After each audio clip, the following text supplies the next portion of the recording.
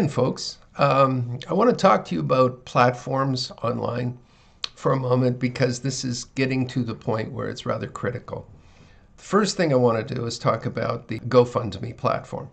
I used GoFundMe for my own healing effort, and it was fine to work with them. We didn't raise an awful lot, but we raised a significant amount, and I was able to kind of pay for the first out of 5 treatments through a combination of that plus our own fundraising efforts here locally to try to raise some money for my stroke recovery.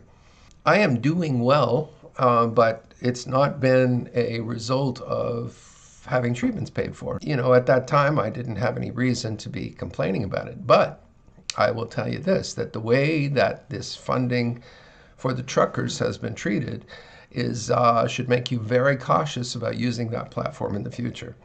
So I'm going to talk to you about what I've done instead, because I have still got some needs going on that are raising money for an album that we're doing, and we're doing a lot of different things on the creative side of things, and we've used things like Kickstarter and Indiegogo in the past, and we've tried to use a lot of different crowdfunding campaigns and Patreon and so on. And what we're finding is that there is a definite resistance to things that are godly and things that are conservative.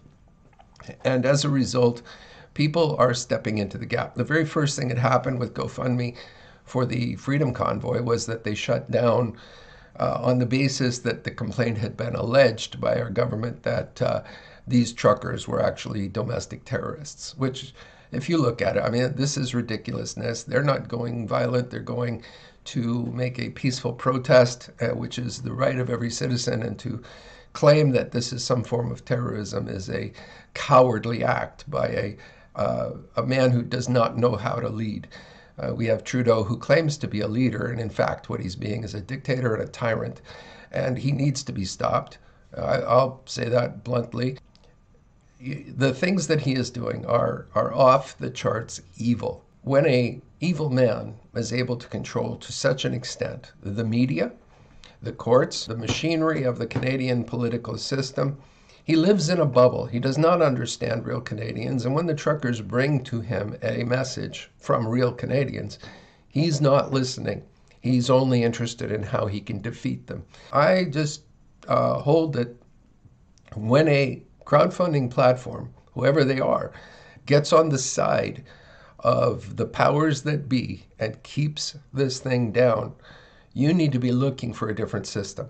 So we have found one, and I want to recommend to you, and I'm not being paid for this, and they don't have any idea that I'm doing this video, but I'm going to recommend a Christian crowdfunding system and a platform that is going to be on your side and going to be fair with you.